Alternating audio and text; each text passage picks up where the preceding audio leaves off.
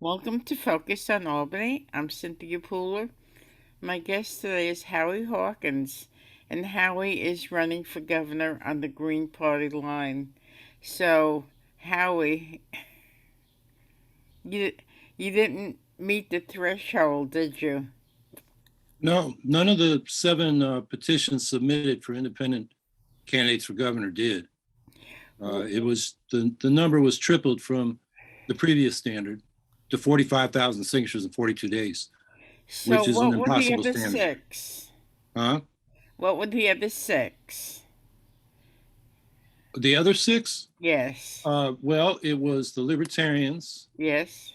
It was Lee Zeldin, the Republicans, trying to get two more lines, one for the old Independence Party and also one for something he called the Parents Party.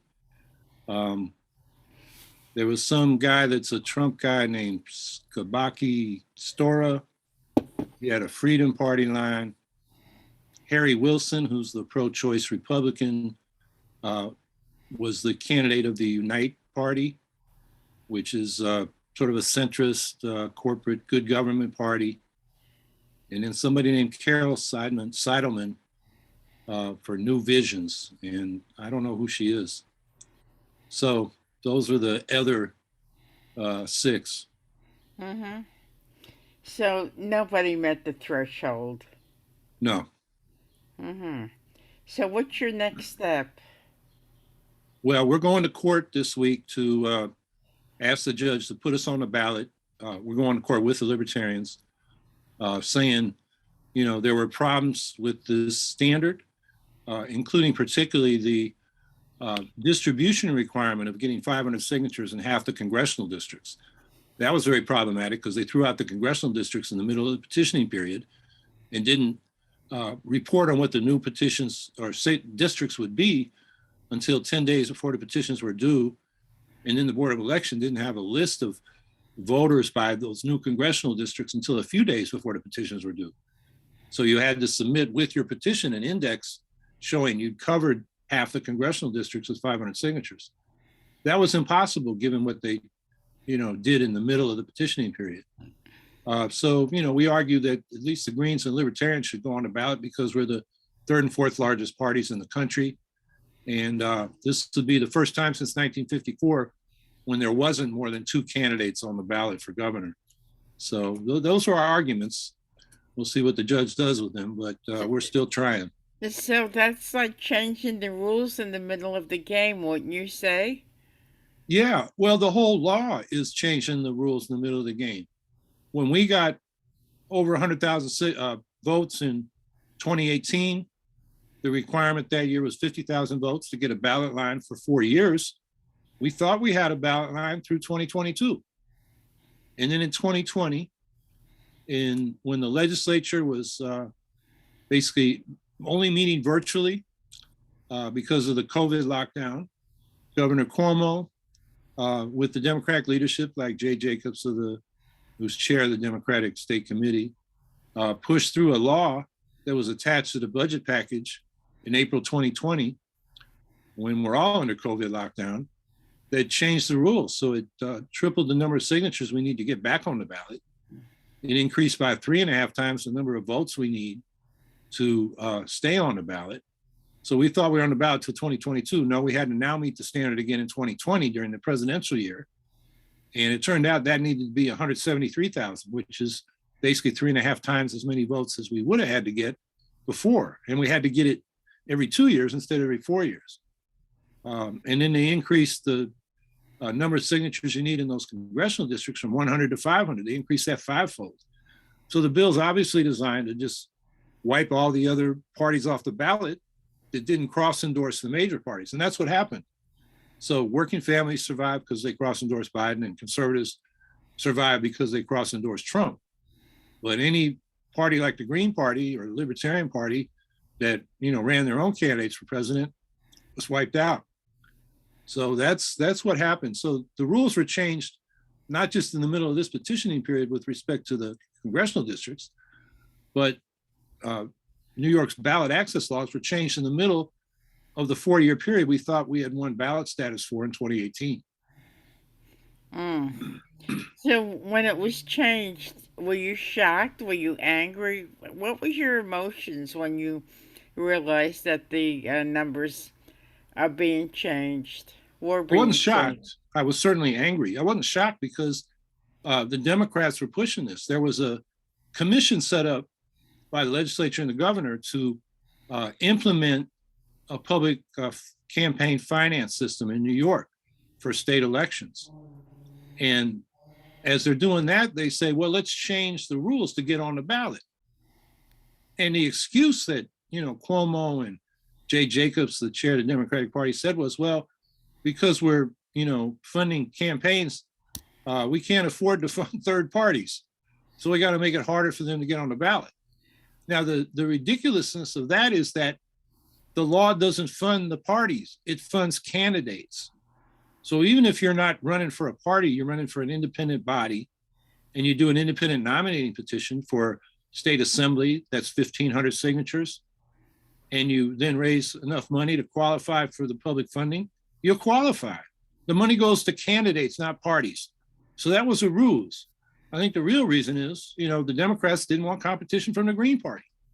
We got 5% of the vote in 2014. Cuomo was very unhappy about that. That was the year he wanted to run up the vote to get ready to run for president. He wanted to get more than his daddy, Mario Cuomo, ever got, more than he got in 2010 when he was first elected, and he got less. And so he had to look, well, what are the Greens talking about? They're getting so many votes. And it was a ban on fracking, $15 minimum wage, paid family leave. And we had some other programs, but Cuomo, who had not supported those programs after that election, did. And we got them. So, the Greens, even though we didn't win the office, leveraged some change. And the Democrats don't want to see that happen again. They don't want any competition from the left. They just want to take us for granted and either have us vote for them as the lesser evil or just stay home. And so that's, I think, why this law was passed. And so, I wasn't shocked, but I was certainly angry. And I was particularly angry at the so-called progressive Democrats who were largely silent on this law change and have been silent ever since. I mean, New York is now a one-party state. You have a 2-to-1 enrollment advantage for the Democrats with single-member district winner-take-all elections. Most legislative seats are non-competitive because the party with the most people in that district is going to win easily. And so, we really don't have elections where, we're choosing between representatives, or we can vote to get a representative who represents us. So that's why, the Greens are not only calling for a fair ballot access law, but also ranked choice voting for statewide offices, single member offices like governor and attorney general, and proportional representation in the state legislature through ranked choice voting for multi-member districts. Then we'd have a multi-party democracy, and every party would be represented in proportion to their support among the people. So I'm sure that the leaders of the Republican and Democratic Party know how many voters are disaffected, and they make it harder and harder to vote, vote their conscience. So this is going to be a downward spiral until something really happens, right? Yeah, they know that, majority of voters, the second largest group of voters in the state are not enrolled in any party. The Democrats have the most enrollees. Then you have the small I independents who aren't enrolled, and then you have the Republicans. They don't care about the people that are not enrolled or the people that don't vote. They don't have to care about them because those people are not, using their vote to send them whatever message they want to send. Mm-hmm. They've just exited the game. And as far as the major parties are concerned, that's fine. We don't have to pay attention to them. And, the system's pretty rigged right now. We know in 95% of the, state legislative districts who's going to win because they're one-party districts effectively. One or the other major parties has the majority of enrolled members in that district, and, they're going to win. So if you live in one of those districts, as most of us do, you can vote and vote and vote, and you're not going to change who represents you. And so most voters, the non-voters are the majority in most of our elections. They've just checked out because they see the system's rigged and they say, why bother? In the city of Albany, the turnout was really low. So the party officials are happy that that happens. Yeah, the politicians, as long as they're winning in their district, yeah, they're fine with that. And they Y- don't have to pay attention to those people who didn't vote. But they're only winning with like 13, 14, 15%. That's not a democracy. Yeah, those are primary elections, right? Or is Correct. that the citywide elections? Primary citywide elections. Okay, well, yeah, primaries usually are lower than general. But even in general elections, the non-voters are the most voters. Hmm. Now, I was speaking to a friend of mine this morning, and we were talking about the Green New Deal and the fact that they're going to put ethanol in gasoline. And she said that's going to hurt the engines. Is that correct? I don't know if that's so much a problem. The bigger problem is uh, ethanol or adds to carbon release to the atmosphere and heats up the planet. And it's produced by these monocultural uh, corn fields out in the Midwest, Mm-hmm. and that is environmentally damaging. It requires a lot of pesticides and fertilizers, so it's bad environmentally across the board. So ethanol is no improvement on burning old-fashioned oil pumped out of the ground. So that's not a solution. Well, the Green New Deal says we should electrify transportation. We should move a lot of transportation off the roads onto rails, both freight and moving people. It's much more energy efficient. And then the electricity should come from clean sources, not coal, oil, gas, and ethanol, but wind and solar primarily. Now, if there's a deadline when all cars have to be electric run. As of right now, how expensive is it to buy a new car that's run on electric? They're a little bit more expensive than internal combustion engines. I mean, it depends on the make and model, of course, um, but the price is coming down. The advantage of electric is it's cheaper to charge up your car for electric power than it is to keep buying fuel. So over time, you save money. The problem is the upfront costs. And, the way the government has tried to encourage that is by, rebates. But that only works for people who have enough money to buy, to buy the car in the first place or borrow the money to buy the car in the first place. I think what we should do is have uh, basically climate loans so that you have low interest or no interest loans that finance the purchase over upfront. And then over time, the savings from moving the car by electricity rather than fossil fuels, that savings can be used to pay back the loan. And do the Democrats agree with you on all this stuff? The Democrats, the majority Yeah. of Democrats, hell no. I mean, Okay. look at what they did with so-called Build Back Better, which was a poor imitation of a Green New Deal to begin with. Mm-hmm. And then they agreed with the most conservative elements of their party and the Republicans to do an infrastructure bill, and then they'll deal with the rest of Build Back Better later. And they got stabbed in the back, which they should have known. And so we don't. So what the infrastructure bill that passed federally is really a terrible bill in terms of climate action. There's a lot of money and subsidies for fossil fuels, for infrastructure that perpetuates fossil fuels.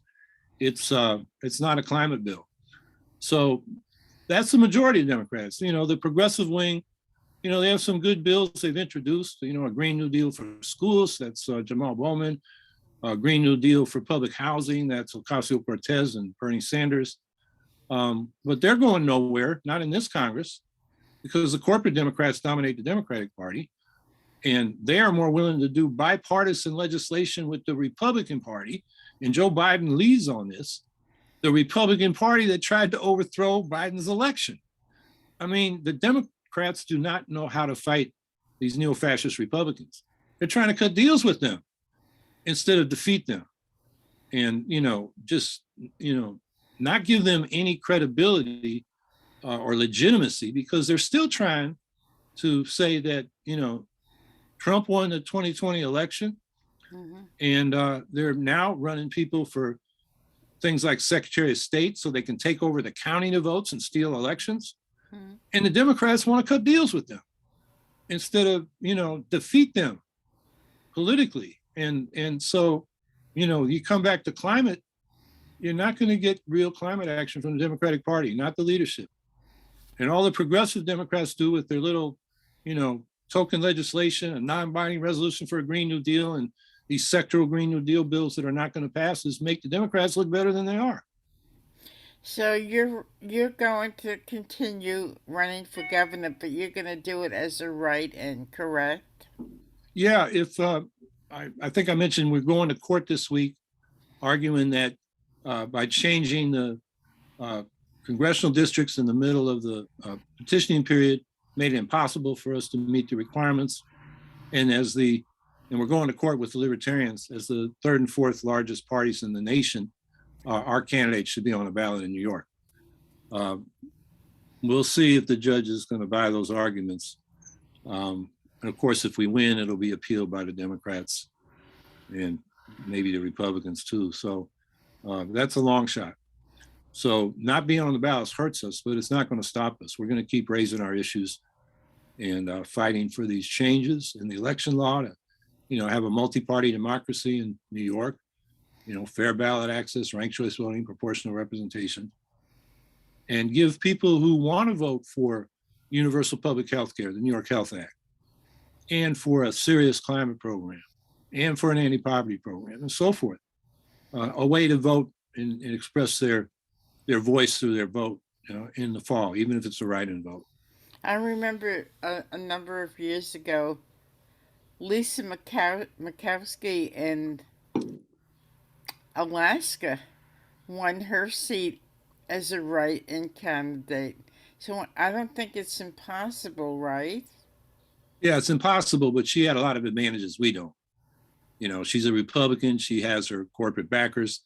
She has, she was the senator, so she had, universal name recognition in Alaska.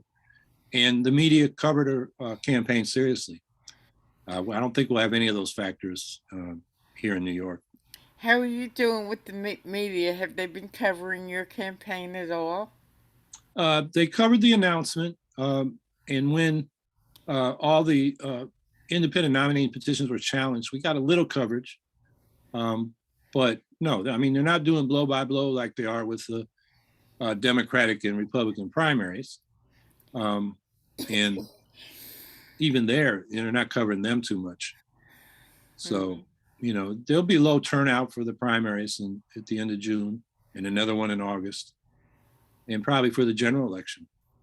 So it's not a very healthy situation for democracy in New York State.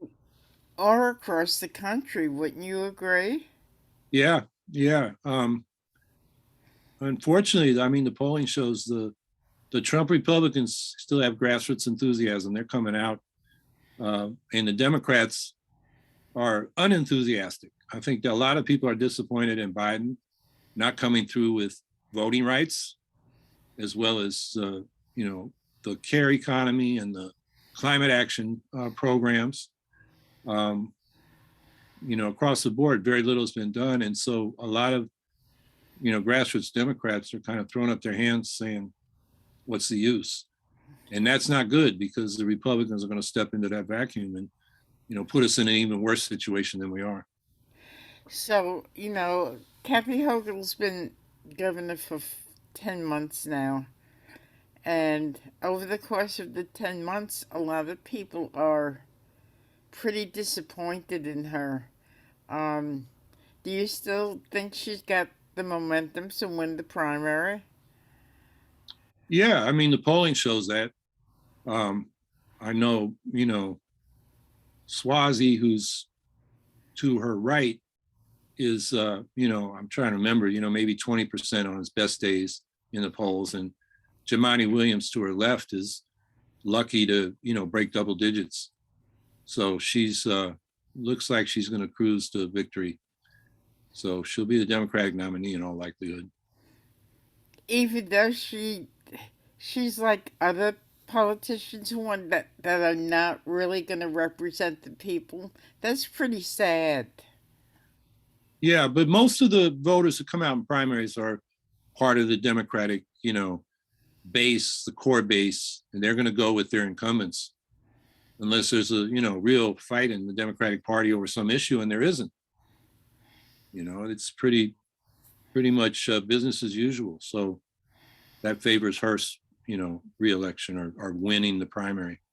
So since the numbers have been raised for the Greens as well as other, third party candidate uh, campaigns, where does that leave you? I mean, I just think about what you're trying to do and it's almost like whistling in the dark. Well, we just go back to the grassroots, organize, come back stronger.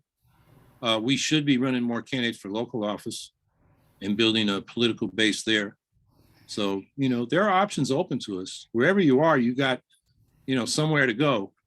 And so we just have to figure out the best way to do that. To give up would be to just surrender to some very bad situations, the climate issue and the poverty issue, those are life and death issues for people, who are struggling economically and all of us with the climate. People are really struggling economically because gas is over $5 a gallon in Albany. That's unbelievable, and there isn't a an opportunity for people across the state to take mass transit, right? So they're stuck with high gas prices. Yep, that's right. And, compared to other countries, our gas prices actually aren't that high. And we've been this high in real terms before.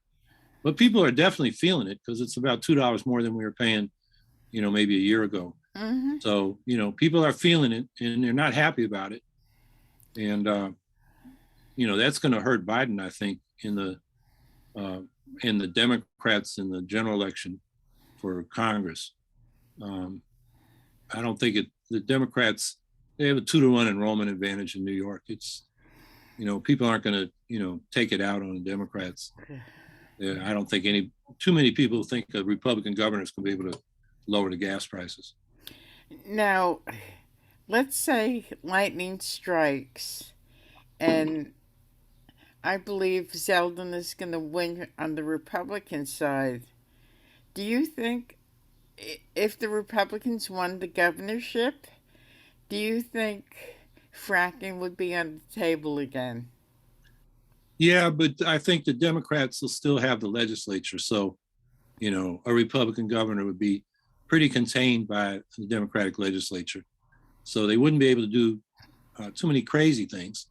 They try to do things they can, through, the powers of the executive office. So, but I mean, Zeldin first has to win his primary. The polling shows Giuliani, just on the basis of the name, is competitive with Zeldin. So, it could be Giuliani, who's, you know, pretty much as divorced from reality as his father, as far as I can tell.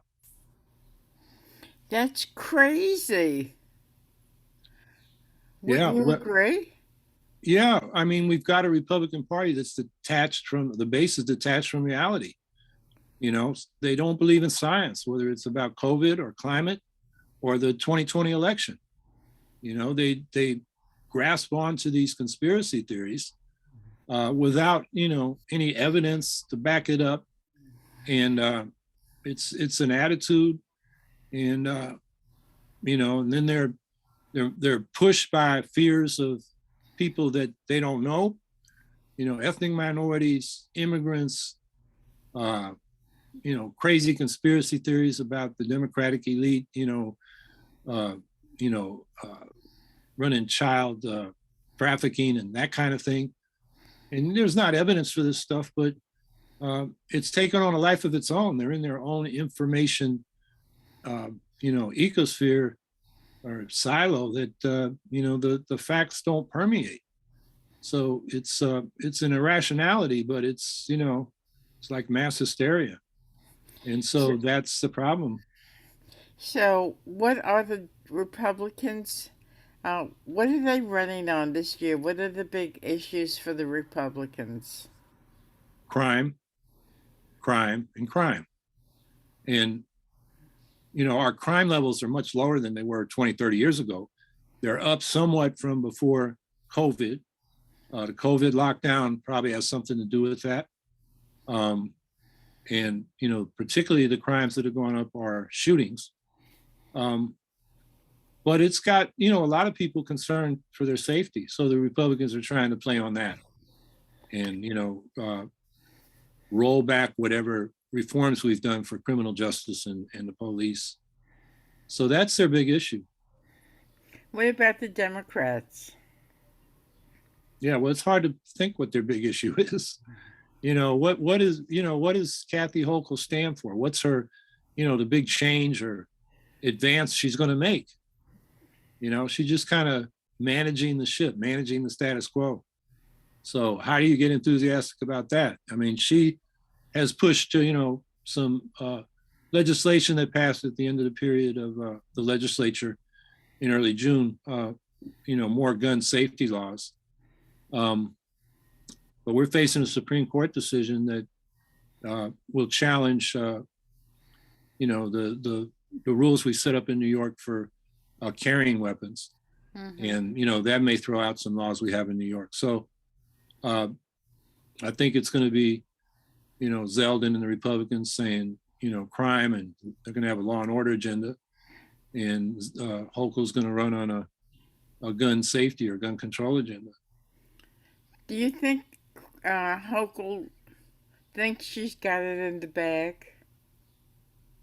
I think she privately thinks that. She would never publicly say that, and she will, campaign as hard as she can to get as many votes as she can, because that just strengthens her position when she's in office, Hmm. vis-a-vis the Republicans and vis-a-vis any other Democrats that want to challenge her. So, she will campaign hard, but I think, they're pretty confident, very confident that they're going to win the governorship. Even though she made the big mistake with Brian Benjamin? Yeah, most people don't know who Brian Benjamin is. Most voters don't know what happened. I mean, Brian Benjamin was lieutenant governor. He got indicted for, basically a pay to play scheme, a contract for a donor to his campaign. And, most voters don't know that happened. That it was in the news, but, a lot of voters are so alienated from the whole process, thinking they're so powerless. They say, why bother even paying attention? Because I can't change anything. So, do you think most people outside the 19th congressional district know who Antonio Delgado is? Uh, Most people do not. Those Democrats and the core base of the Democratic Party going to vote in the primary. They will know because the campaign will make sure they know. And he's the choice of Hochul, so most Democrats are probably going to vote for him. Wow.